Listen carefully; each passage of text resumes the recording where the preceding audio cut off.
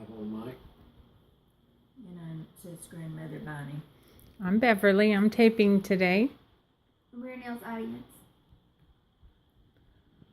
What is the hottest U.S. national park? Where's the largest elk herd in the world? I know the answer to these questions because I've felt the heat of 120 degrees in Death Valley, California, and I've seen many of the 25,000 elk that spend their summer walking through Yellowstone National Park. I'd like to tell you about the trip we took out west last summer.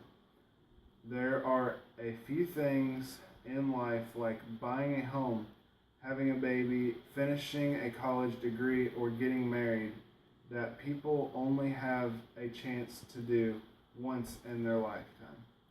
But that experience changes the direction of their life or the way they think forever. I have been fortunate enough to go on a 6-week road trip twice in my life, and these experiences have helped me shape who I am today. The purpose of my speech today is to persuade my audience that a road trip west of the Mississippi is a chance of a lifetime that you do not want to miss. I'm assuming that you will all agree that time away from work is time for doing something fun.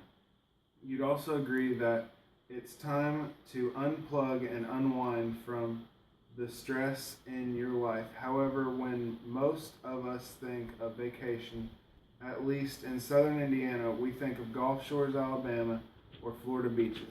I'd like to tell you then how to change your thinking when it comes to vacations and persuade you to check out some of the great places in the Wild West. First, I will tell you how and where to begin when planning your road trip out west. A successful road trip will require about 1 year of planning. Yes, you heard me correctly.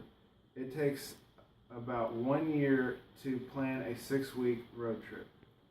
Determine a budget. Make your budget realistic. We spent approximately $175 a day for 6 people. Stick to your budget. Invest in a great map that lists national parks and points of interest for every state in the United States. Make a specific itinerary. An itinerary keeps you on schedule for your hotel reservations and keeps you on track to see the most important places. Making hotel reservations at least 9 months early. Early reservations give you more opportunities. Instead of a typical hotel room, you can get a room with an ocean or mountain view. Consider where each place you are staying offers that will help your budget. Many hotels have free breakfast, washers and dryers, complimentary bikes, and live music. Buy attraction tickets early that you will need. For example, getting tickets to Alcatraz Island in San Francisco, California will be very tricky because they book 3 years in advance. But with a little persistence and searching on the internet, we were able to find 6 tickets for the day through victor.com. Early and thought planning is the most important step when planning a 6-week road trip out west. Think for a moment what you'd like to see that is west of the Mississippi. I'll help you start thinking: the lights of Las Vegas, the pink sand dunes in Moab, Utah, the massive size of the Hoover Dam, the great sequoia trees in California, and that is just the beginning of what awaits you. Research, research, research. Online and travel books. Read blogs and look through pictures in books. Study the map that you purchased special for the trip. And talk to those who have traveled west. Draw on a map the specific trip and direct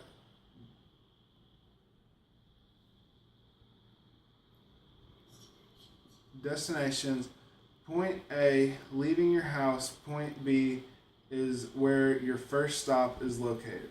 Set realistic travel goals between stops. Reserve a few days for travel. Only everything out west is spaced out a lot farther than someone from Indiana is used to traveling. Some days we would drive for 500 or 600 miles. For example, Montana is a huge state. We traveled from Bozeman, Montana to Glacier Park, so getting from point A to point B took most of one day. Traveling is exhausting. Have comfort items and foods with you in a small bag. Examples: foods, pillows, small blankets, sandals, and diaries, phone chargers, crowns, and coloring books. Have multiple drivers that share the responsibility of driving. My favorite places were Glacier National Park in Montana, the Badlands in South Dakota, Arches National Park in Utah, and seeing the Columbine High School Memorial and Oklahoma City bombing sites. The unexpected. Seeing and watching for rattlesnake signs at rest parks. Walking across the Great Salt Flats. It is freezing at the shore of the Pacific Ocean. Seeing the Corn Palace in Mitchell, South Dakota. Research and know what places you want to visit. Make a very specific itinerary so that you don't miss anything and have no regrets once you are back. When I hear someone say, "I'm from Utah" or "I am from the desert," I have a clear picture in my mind and can clearly carry on a conversation about their state. When I hear someone speak with a different dialect that is from Texas, I understand how far away Texas is from Indiana. Traveling has been an education for me. So if each one of you begin now by looking through the scrapbooks and flipping through a few of the national park books, your future can include walking through and seeing some of the most beautiful scenery in the world. So begin today and organize a road trip west for next summer.